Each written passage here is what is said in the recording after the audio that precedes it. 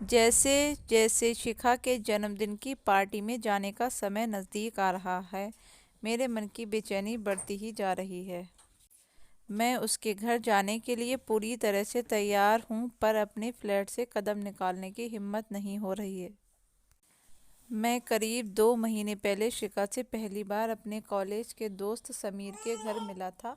उसी मौके पर मेरा समीर की पत्नी अंजलि, उसके दोस्त मनीष और उसकी प्रेमिका नेहा से भी परिचय हुआ था। शिखा के सुंदर चेहरे से मेरी नज़रें हट ही नहीं रही थी। वह जब छोटी छोटी बातों पर दिल खोलकर हंसती तो सामने वाला खुद ब खुद मुस्कुराने लगता था। मैंने मौका पाकर समीर से अकेले में पूछा, क्या शिखा का कोई बॉयफ्रेंड है? नहीं, उसने मेरे चेहरे को ध्यान से पढ़ते हुए जवाब दिया। गुड। उसका जवाब सुनकर मेरा मन खुशी से उछल पड़ा। तू उस मेरी दोस्ती करा दे यार। कपिल, मैं उसके साथ तेरी दोस्ती नहीं, सिर्फ परिचय करा सकता था, और वह मैंने करा दिया। मुझे शिखा से पहली नज़र में ही प्यार हो गया है। मेरे मुंह से ये शब्द सुनकर वह हंसा। तू ज़्यादा बदला नहीं है। कॉलेज में भी आए दिन तुझे पहली नज़र में प्यार कराने वाला कीड़ा काटता रहता था। पुरानी बातें भूल जा मेरे दोस्त। अब मैं अपना घर बसाना चाहता हूँ। मुझे लगता है कि शिखा ही मेरे सपनों की राजकुमारी है। मैंने उसे विश्वास दिलाने की कोशिश करी कि मैं प्यार के इस ताज़ा मामले में एकदम सीरियस हूँ। पहली मुलाकात में ही शिखा ने मेरे दिलो दिमाग पर ज़बरदस्त जादू कर दिया था। उसे अपना बनाने की चाह ने मेरी रातों की नींद और दिन का चैन छीन लिया। उस मुलाकात के तीसरे दिन शाम को ही मैं शिखा से उसके ऑफिस के बाहर मिला। वह मुझे देखकर खुश हुई। फिर हम कॉफ़ी पीने के लिए एक रेस्टोरेंट में जा बैठे। हमारे बीच उस शाम ढेर सारी बातें हुई। हंसी खुशी से बातें करते हुए कब घंटा भर बीत गया हम दोनों को ही पता नहीं चला। बाद में उसे उसके घर तक कार से छोड़ने गया। मैं खुद उसके मम्मी पापा से मिलना चाहता था, क्योंकि मेरे लिए उन दोनों का दिल जीतना ज़रूरी था। शिखा अपने माता पिता के साथ 3 कमरों के फ्लैट में रह रही थी। उसकी मम्मी के कमर दर्द और पापा के बागवानी के शौक के बारे में मैंने पूरी दिलचस्पी के साथ ढेर सारी बातें करके दोनों के दिल में अपनी जगह बना ली, और अच्छे व्यवहार का जादू उन दोनों के सिर चढ़कर बोला, और फिर उन्होंने मुझे रात का खाना खिलाकर ही विदा किया। शहर के जिन नामी हड्डियों के डॉक्टर से 2 दिन बाद मैंने शिखा की मम्मी का इलाज शुरू कराया। उनकी दवा से उन्हें बहुत फ़ायदा हुआ। अगले संडे की शाम को मुझसे बागवानी पर एक पुस्तक की भेंट पाकर शिखा के पिता ने मुझे बड़े अपनेपन के साथ झांसी से लगाया, और तो मुझे अपनी मंजिल मिल जाने का विश्वास हो चला। मेरे आग्रह पर शिखा कुछ दिनों के बाद मेरे साथ बाहर घूमने चली आई। मैं उसका दिल जीतने का वह मौका नहीं चुका जब मैंने अचानक से उसे गुलाब के फूलों का गुलदस्ता भेंट किया, तो वह खुशी से फूली नहीं समाई। धीरे धीरे हमारे बीच मिलना जुलना बढ़ता गया। उसे अपने साथ खूब खुश देखकर मेरा दिल कहता कि वह मुझसे शादी करने जल्दी ही राजी हो जाएगी। तुम्हारे जैसा सुंदर, सुशील, स्मार्ट व कमाऊ लड़का अभी तक बिना गर्लफ्रेंड के कैसे हैं? कुछ दिनों बाद मेरे साथ एक दिन पार्क में घूमते हुए शिखा ने अचानक ये सवाल पूछा, तो मैं मन ही मन बहुत बेचैन हो उठा। मैंने अपने मन की उथल पुथल को काबू में रख सहज आवाज़ में जवाब दिया, शिखा, मेरी जान पहचान तो बहुत सारी लड़कियों से है, पर कभी कभी मुझे भी ये सोच कर बहुत हैरानी होती है कि मेरी ज़िंदगी में आज तक मेरे सपनों की राजकुमारी क्यों नहीं आई। सपनों की राजकुमारी या राजकुमार कम ही मिलते हैं कपिल। मुझे क्या मेरे सपनों की राजकुमारी मिलेगी? मैंने प्यार से उसकी आंखों में झांकते हुए पूछा। मुझे क्या पता, कह उसका शर्म जाना मेरे दिल को गुदगुदा गया। मैं अगले दिन ऑफिस बहुत खुश मूड में पहुंचा। मेरी सहयोगी रितु मेरे चैम्बर में आई और बोली, शनिवार और इतवार को कहाँ गायब रहे कपिल? तबीयत ठीक नहीं थी। उसकी नाराज़गी दूर करने के लिए मैंने उसके गाल पर छोटा सा चुंबन अंकित करा। इस शनिवार को मेरे साथ रहोगे या मैं कोई और प्रोग्राम बना लूं? पक्का तुम्हारे साथ रहूंगा। उसके गाल पर शरारती अंदाज में चिकोटी काटकर मैं काम में लग गया।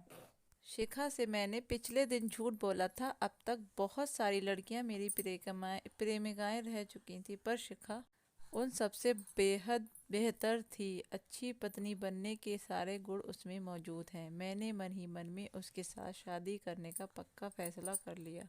शनिवार की रात मैंने ऋतु के साथ डिनर किया और फिर रात उसी की बाहों में उसके फ्लैट में गुजारी। सच्चाई यही है कि मुझे ऐसा करते हुए कैसी भी गिलानी नहीं हुई, क्योंकि तब तक मैंने शिखा से शादी का कोई वादा तो नहीं किया था। वैसे 2 हफ्ते बाद आए रविवार को शिखा के सामने शादी का प्रस्ताव रख मैंने इस कमी को पूरा कर दिया था। तुम्हारे बिना मुझे अपनी जिंदगी अधूरी सी लगने लगी है। शिखा, तुम हमेशा के लिए मेरी हो जाओ, मेरे सपनों की राजकुमारी।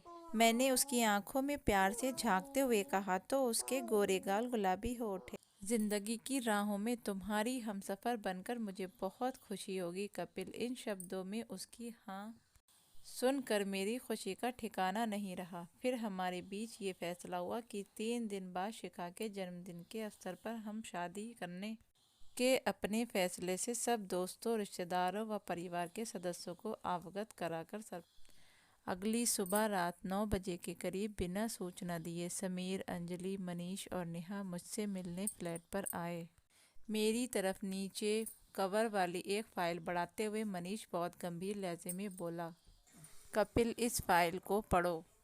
पढ़कर मुझे मालूम पड़ा कि वह शिखा की मेडिकल फाइल थी। उसने करीब 10 महीने पहले नींद की गोलियां खाकर आत्महत्या करने की कोशिश की थी। इस फोटो में शिखा के साथ उसका प्रेमी राजीव खड़ा था। इसी के हाथों प्यार में धोखा खाकर शिखा ने आत्महत्या करने की कोशिश करी थी। अंजलि ने अपने पर्स से निकालकर एक पासपोर्ट साइज फोटो का उसके मेरे हाथ में थमाया। मनीष ने दांत पीसते हुए बताया, ये धोखेबाज इंसान एक तरफ तो शिखा से शादी करने का दम भरता था और दूसरी तरफ शिमला में अपनी पुरानी प्रेमिका के साथ होटल में। ये खबर शिखा को अपनी जान पहचान की लड़की से मिली तो उसे इतना गहरा सदमा पहुंचा कि उसने आत्महत्या करने की कोशिश करी। तुम मेरी इस टेढ़ी उंगली को देखो। मुझे राजीव एक बार किसी पार्टी में मिला था। मैंने गुस्से से पागल होकर उसके ऊपर इतने गुस्से बरसाए कि मेरी इस उंगली में फ्रैक्चर हो गया। नेहा ने रोक लिया, नहीं तो मैं उस दिन जान से ही मार देता। समीर ने गुस्से से लाल हो रहे मनीष को शांत करने के बाद मुझसे कहा, शिखा के अंदर वैसा दूसरा सदमा सहने की ताकत नहीं है। कपिल, अगर तुम्हें लगता है कि तुम उसके प्रति जिंदगी भर वफादार नहीं रह पाओगे तो कल उसके जन्मदिन की पार्टी पे मत आना। उसे दुख तो बहुत होगा, पर हम उसे संभाल लेंगे। अंजलि ने मुझसे भावुक लहजे में प्रार्थना करी, फैसला सोच समझ करना कपिल। अगर शिखा के हित से खिलाफ जाने वाला कोई रिश्ता आज भी तुम्हारी जिंदगी में बना हुआ है तो उसे आज रात जड़ से नष्ट कर देना। हमेशा उसके प्रति वफादार रहने का प्रण कर कर ही कल की पार्टी में आना प्लीज। इसके बाद सभी बराबरी से मुझे गले लगाकर चले गए। मैं रात भर ठीक से नहीं सो सका। अगले दिन ऑफिस भी नहीं जा सका। सारा दिन गहन सोच विचार करने के बावजूद किसी फैसले पर पहुंचना संभव नहीं हुआ। मैं शिखा से शादी करना चाहता हूँ, पर अपने मन की कमज़ोरी का भी मुझे एहसास है। किसी एक स्त्री का होकर रहना भी मेरी फितरत में नहीं है। मुझे फैसला सोच समझ कर ही करना था, क्योंकि मैंने अब तक जिन लड़कियों के साथ प्यार का खेल खेला था उन सबके ऐसे खतरनाक शुभचिंतक दोस्त नहीं थे। फिर धीरे धीरे ज़बरदस्त टेंशन का शिकार बने मेरे मन में ये बात जड़ें जमाने लगी कि मैंने शिखा के लायक नहीं हूँ और ना ही उसके शुभचिंतकों की दोस्ती या दुश्मनी के। ऐसा सोचकर मैंने शिखा की ज़िंदगी से निकलने का कठिन और दिल दुखाने वाला फैसला आखिरकार कर ही लिया। मैं जूते खोलकर वापस पलंग पर लेट गया। मेरे बहुत रोकने के बावजूद आंखों में बराबर आंसू भर आते थे। 8 बजे के करीब मेरे मोबाइल फ़ोन की घंटी बजने लगी तो मैंने फ़ोन को स्विच ऑफ कर दिया। फिर 9 बजे के करीब बाहर से किसी ने घंटी बजाई तो मैं चौंक कर उठ बैठा। दरवाज़ा खोला तो सामने शिखा को देखकर दिल बैठ गया। मुझे विश नहीं करोगे? उसने सहज भाव से मेरे हाथ अपने हाथों में ले लिए। हैप्पी बर्थडे, मैंने ज़बरदस्ती मुस्कुराते हुए उसे शुभकामनाएं दी। ऐसे नहीं, ज़रा प्यार से विश करो, कहकर वह मेरे गले लग गई। Happy birthday my love. पता नहीं कैसे ये शब्द मेरे मुंह से खुद ही निकलकर मुझे हैरान कर गए। मुझे मेरे दोस्तों ने कल रात तुमसे हुई मुलाकात के बारे में सब बता दिया है, कपिल। वह सहज भाव से मुस्कुरा रही थी।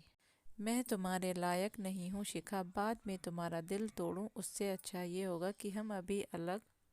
उसने मेरे मुंह पर हाथ रखकर मुझे खामोश कर कहा, अब मैं पहले जितनी कमज़ोर और भावुक नहीं रही हूँ। मुझे भी पहली नज़र में तुमसे प्यार हो गया था और अब इतनी आसानी से तुम्हें नहीं खोऊंगी। तुम्हें मेरे प्यार ज़रूर बदल डालेगा। मुझे डर है कि मैं तुम्हारे इस विश्वास पर खरा नहीं उतर सकूंगा। मेरे इस विश्वास के कारण को समझ लोगे तो ऐसा नहीं कहोगे। आज मेरी बर्थडे पार्टी में ना आकर तुमने इसी ईमानदारी का सबूत दिया है कि उसका मेरी नज़रों में बहुत महत्व है। यही ईमानदारी तुम्हारे अंदर भावी बदलाव का बीज बनेगी। ये कदम तो मैंने तुम्हारे शुभचिंतक की धमकी से डरकर उठाया था। मेरे होठों पर उदास सी मुस्कान उभरी।